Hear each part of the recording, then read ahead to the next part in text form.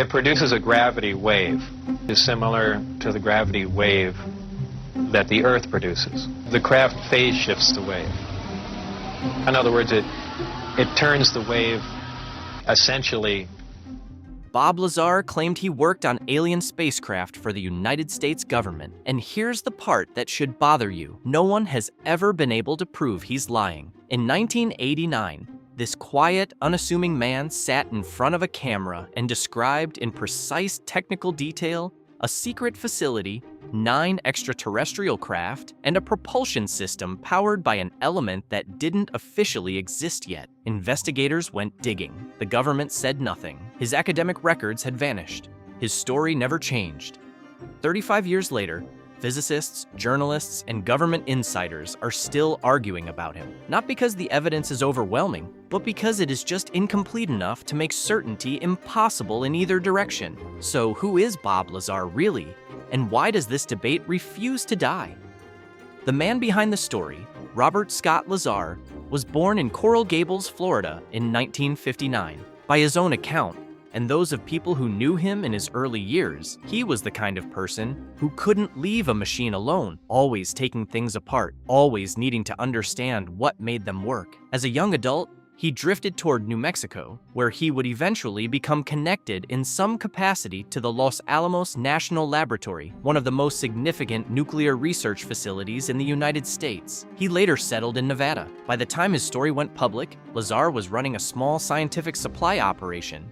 He has never stopped doing that. Today, he operates United Nuclear, a company that sells scientific equipment, chemicals, and materials for industrial and educational use. He is not a man who sought the spotlight. He has said so himself more than once over more than 3 decades. Here's the thing that people who dismiss him never quite account for. Bob Lazar has a day job. He has always had a day job. He didn't write a book in 1989 and live off the royalty checks. He didn't build a UFO lecture circuit. He went back to work. That doesn't prove anything. But it is worth holding on to as you hear what comes next. Because what comes next is either the most important story of the 20th century or one of the most durable deceptions in modern American life. There is no middle ground. And the reason we're still arguing about it 35 years later is that no one, not investigators, not journalists, not physicists, not the US government, has been able to conclusively close the door in either direction. The job offer arrived in 1988, and accepting it required him to sign documents that he says he cannot legally discuss to this day. The job at the edge of the desert. Lazar says the contact came through Edward Teller, the physicist known as the father of the hydrogen bomb, whom Lazar claims to have encountered at Los Alamos. There is no confirmed record from Teller's side of this meeting. What Lazar says happened next is that he was told there was a position available on a highly classified project in Nevada, and that if he wanted to know what the project was, he first had to agree to conditions of secrecy he could not walk back. He agreed. He was flown by aircraft to a location south of the main Area 51 facility, the Groom Lake base operated by the U.S. Air Force, deep in the Nevada Test and Training Range. The place he was taken to, he says, was called S4, built into a mountainside near a dry lake bed called Papoose Lake. Hangar doors angled flush with the hillside, so that from the air you'd never know they were there. Here's what's important to understand about S4. It has never been confirmed by any official source. Not then, not now.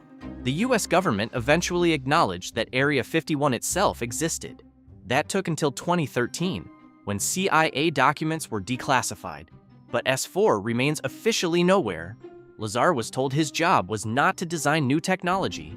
He was there to figure out technology that already existed. And the reason a team of scientists needed to figure it out was that nobody who built it had left behind an instruction manual because nobody who built it was human. 9. Discs in the desert. Stop and sit with that for a moment. Not the claim itself, the specific shape of it. Lazar didn't say he was shown one mysterious craft and left to guess. He said there were 9 of them. 9 disc-shaped vehicles stored in a series of hangar bays cut into the mountain face, with doors that opened at a slant into the hillside. He was assigned to one in particular. He called it The Sport model, a disc about 15 meters in diameter with a smooth, seamless exterior. No rivets, no welds, no seams of any kind, no exhaust ports, no wings, no conventional propulsion system visible from anywhere on the craft. The interior, he said, was cramped and oddly proportioned. The seats too small for an average adult human. The geometry of the controls unlike anything in aerospace engineering on this planet. The walls appeared to have been grown, not assembled. Now, here's the detail that doesn't get enough attention. Lazar was not describing something he glimpsed once through a doorway. He says he worked on that craft. He read briefing documents about its propulsion system. He was given materials to analyze. He had access, over multiple visits, to physical hardware that he was paid by the United States government to help understand. 9 craft, 1 assigned to him. And the technology inside it was going to require an explanation that didn't exist anywhere in mainstream science. If this is the kind of story that keeps you up at night, you're exactly who this channel is made for. Hit subscribe so you don't miss what's coming next. The physics of the impossible. The propulsion system Lazar described was built around gravity, not fighting it, not working around it, but generating and directing it. The craft, he said, produced an intense, localized gravitational field that could be amplified and aimed by warping the gravitational environment around itself. The vehicle didn't push through space the way a conventional aircraft does. It essentially fell toward its destination, bending the geometry of the space between itself and wherever it was going. That's why it could hover in perfect silence. No engine, no exhaust, no combustion, just a field. That's why it could accelerate from a complete standstill to extraordinary speed without any of the inertial effects that would kill a human pilot. The craft wasn't accelerating through space, it was warping space around itself. To generate that field, Lazar said, you needed fuel. And the fuel was something that didn't exist in the known periodic table. In 1989, he called it Element 115. He described it as a dense, orange-hued material. When bombarded with protons, it produced an antimatter reaction. That reaction released energy, which was converted to power the gravity amplifiers. The element was so stable, he said, so uniquely structured at the nuclear level, that it could not be synthesized on Earth. It had to have been produced in conditions that don't exist in our solar system, which meant it had to have come from somewhere else. No such element existed officially anywhere on the periodic table in 1989. Here's where it gets genuinely strange. In 2003, 14 years after Lazar made those claims on Nevada television, a team of researchers in Russia and the United States successfully synthesized a super heavy element at atomic number 115. It was confirmed, studied, and officially named moscovium when it was added to the periodic table in 2016. He named it 14 years before it existed in a lab. That element didn't exist yet. He named it anyway. Now, and this is the part that skeptics rightly hammer on, the moscovium that scientists have produced is nothing like what Lazar described. It is violently unstable. The isotopes created so far have half-lives measured in milliseconds. They don't produce gravity waves. They don't serve as a fuel source for anything. There is no theoretical framework in current physics for a stable island of moscovium with the properties Lazar claimed. So here's the question that won't go away. Where did he get the number? Did he have access to classified research into theoretical super-heavy elements? Did he make a genuinely lucky prediction? Is there something about the element that current science hasn't reached yet? That one detail right there is the argument that keeps his believers planted. But to understand why his skeptics are equally immovable, you need to look at what happened when people started trying to verify who Bob Lazar actually was. How the world found out. Before any of that investigation, there was George Knapp. In 1989, Knapp was an investigative journalist at a Las Vegas television station who had been quietly pulling at the threads around Area 51. The strange lights, the rumors, the locals who reported things in the sky that didn't match anything they'd seen before. He had been working the story for months when someone connected him with Lazar. They met off camera first. Knapp has described that initial conversation as the moment he realized he was dealing with something different. Not a crank, not a performer, not someone working an angle.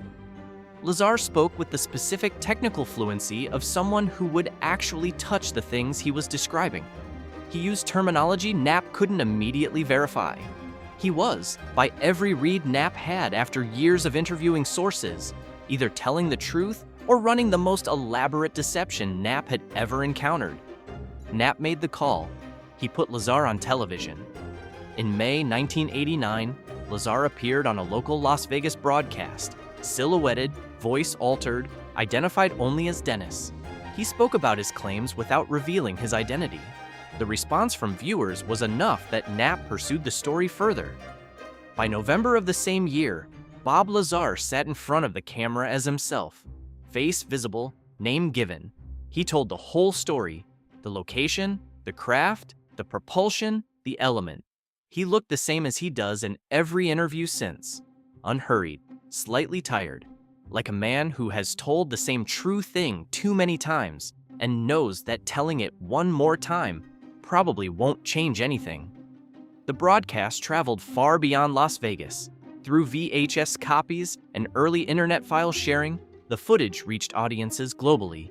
Area 51 had existed in the public imagination before, but Lazar gave it a specific story, a human face, a concrete technical architecture, the alien mythology that saturates popular culture today, the recovered craft, the back engineering programs, the gray aliens. That mythology has a specific origin point. It is those 1989 television interviews and the man who sat still and spoke in a flat, even voice about things that should have been impossible. The problem with the resume. Here's where the story hits a wall, and it's a wall that has never moved. Lazar has consistently stated that his qualifications for a job involving the most exotic physics in human history were substantial. Specifically, a master's degree in physics from MIT and a degree in electronics from Caltech. Two of the most prestigious scientific institutions in the United States. The kind of credentials that would make him exactly the right person for a reverse engineering program involving technology centuries ahead of anything on Earth. Investigators went looking for the records.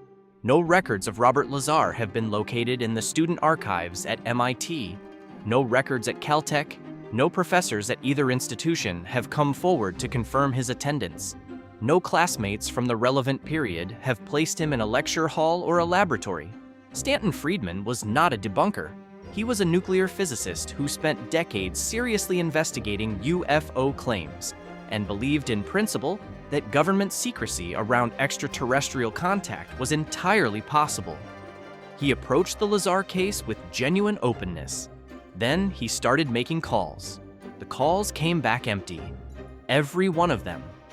Friedman's conclusion, the conclusion of a man professionally invested in finding UFO claims credible, was that Lazar's academic credentials could not be verified, and that this was not a minor bookkeeping issue. It was a foundational problem. No records at either school. None. Lazar's explanation has been consistent. The government, anticipating that he might go public, systematically erased his personal and professional history, his academic records, his employment records, his paper trail. If you can't prove he went to MIT, you can't prove he worked at S4. It's a theory that is structurally impossible to disprove and structurally impossible to confirm. The employment record is similarly contested. Lazar has always said he worked as a physicist at Los Alamos National Laboratory before the S4 recruitment. Investigators did find something, a 1982 Los Alamos internal phone directory that lists a Robert Lazar. George Knapp located and publicized this. A 1982 newspaper article also mentioned Lazar in connection with a jet-powered car project and placed him at Los Alamos. But the nature of that work, physicist, contractor, technician, has never been definitively established. The laboratory has not confirmed the specific role Lazar claims to have held, and this is the part nobody talks about enough. Lazar's own demeanor when confronted with the missing records has never changed. He doesn't get defensive. He doesn't produce new documentation. He says the same thing he's always said. Look for the records. They won't be there. That's the point. What the record does show. Let's be precise, because the documented record on Bob Lazar contains things that matter to this story, and they belong in it. In 1990, approximately 1 year after his first television appearances, Lazar was convicted of a felony charge. The charge related to his involvement in the operation of a legal Nevada brothel in a capacity that violated the terms he'd agreed to. He avoided prison. He was placed on 3 years of probation. He has acknowledged this publicly. Later, his scientific supply company, United Nuclear, was found by federal authorities to have illegally sold certain restricted chemicals to customers across multiple states. Fines and penalties followed. Neither of these facts tells you whether Bob Lazar worked at S4. Neither tells you whether alien spacecraft are stored in a mountain in Nevada. What they tell you is that the person making these claims has a documented history that includes federal violations, and that anyone assessing those claims deserves to know that. Supporters argue these facts are irrelevant to the core question. Skeptics argue they're relevant to assessing the reliability of the witness. Both positions are defensible. You should hold both. What we have and what we don't. Let's inventory this precisely, because this is the only honest way to stand in front of a story like this. What exists? Over 35 years of consistent testimony with no significant changes to the core narrative. His description of element 115, named and functionally described 14 years before Moscovium, was synthesized in a laboratory. Some documentary evidence connecting him loosely to Los Alamos National Laboratory. A detailed, internally coherent account of craft design, propulsion architecture, and facility layout that has not meaningfully shifted since 1989. The 2019 documentary Bob Lazar, Area 51 and Flying Saucers, directed by Jeremy Corbell, which brought renewed mainstream attention to the case and featured new interviews in which Lazar appeared as he always has. Deliberate, unembellished, slightly weary. What does not exist? Any physical sample of alien material or technology? Any document, classified or otherwise, confirming that S4 exists? Any person who worked within the alleged program who has come forward to corroborate Lazar's specific account? Any verified academic records supporting his claim of degrees from MIT or Caltech? Any official government acknowledgement of anything Lazar has described? The US government has not confirmed alien spacecraft. It has not confirmed S4. It has not confirmed that Bob Lazar worked for it in any classified physics capacity. That is the complete picture. Every piece of it. The believers and the skeptics.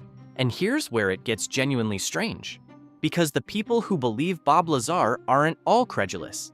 Some of them are serious researchers. Some of them are scientists. Some of them came to his story looking to debunk it and walked away unable to fully close the case.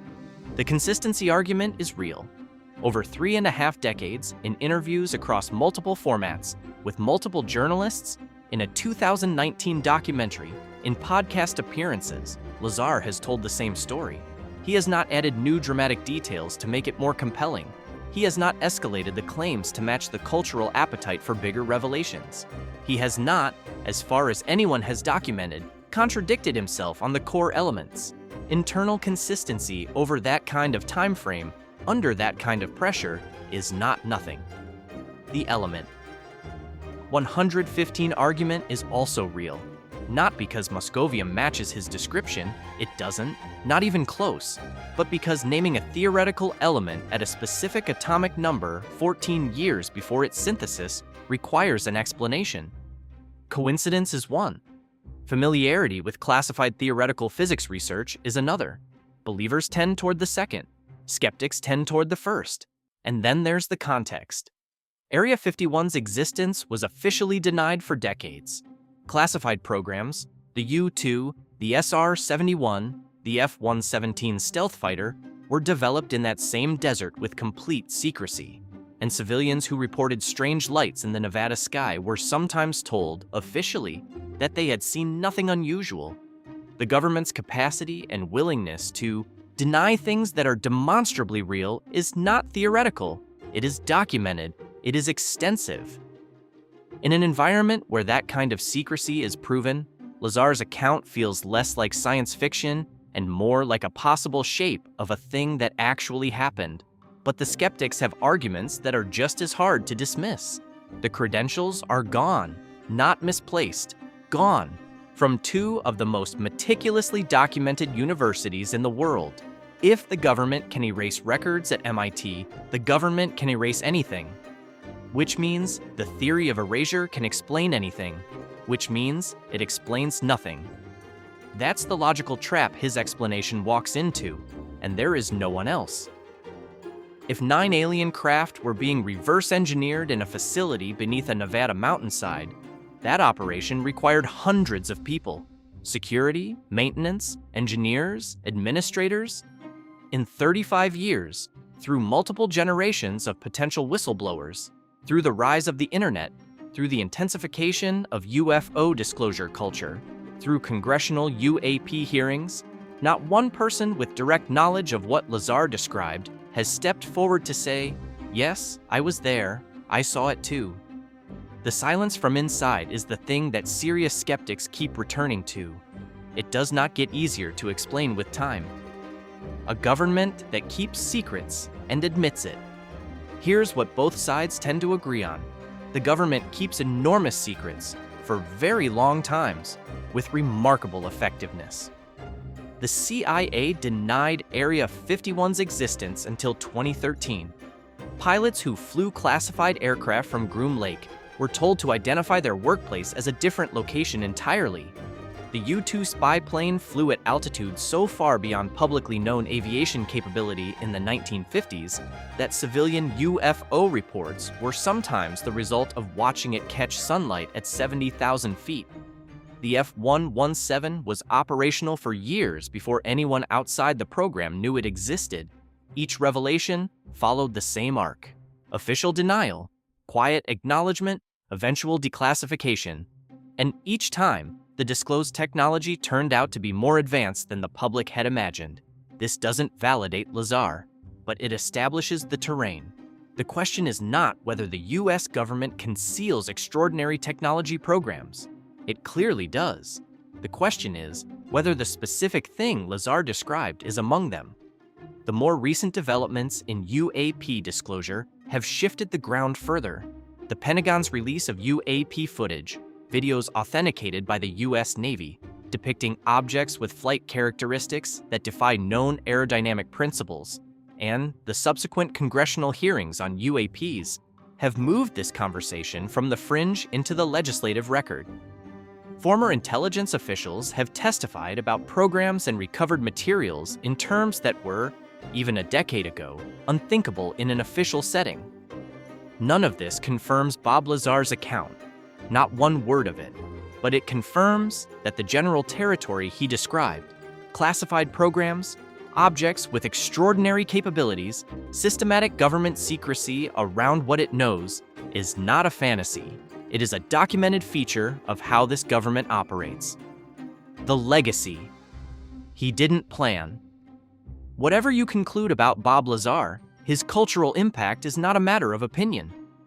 Before 1989, Area 51 was a subject of fringe interest among aviation enthusiasts and conspiracy researchers. After Lazar, it became a global phenomenon. The imagery that now saturates UFO culture, the recovered craft, the back engineering teams, the non-human bodies, that architecture was not there in full form before Lazar sat down in front of George Knapp's camera. It was afterward. His influence runs through documentaries, films, television series, and the entire internet culture around government secrecy and extraterrestrial disclosure. The 2019 Storm Area 51 event, which began as a Facebook joke, drew over 2 million RSVPs and briefly made international news. It is a direct descendant of the mythology that Lazar's 1989 interview seeded.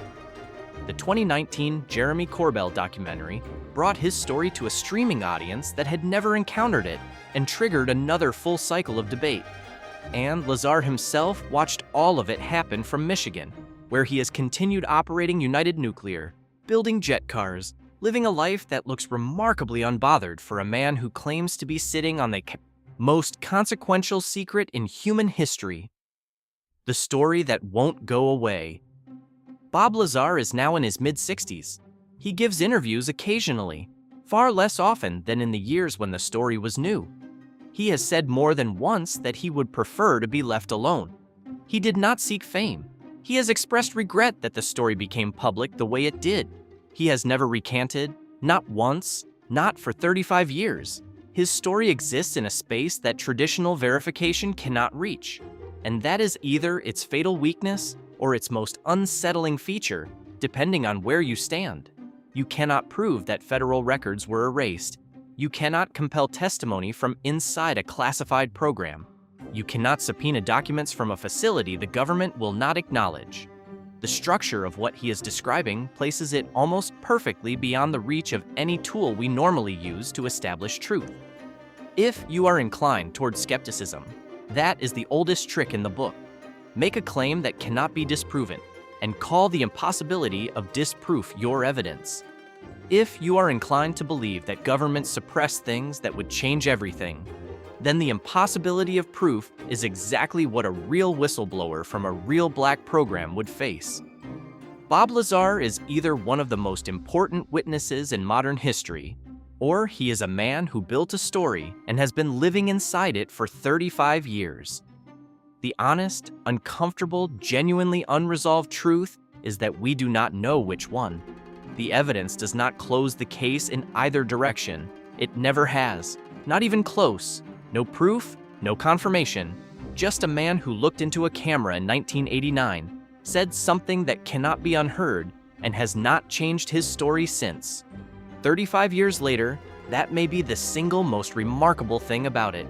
If you've made it this far, you already know this channel is for you. Subscribe so you don't miss the next.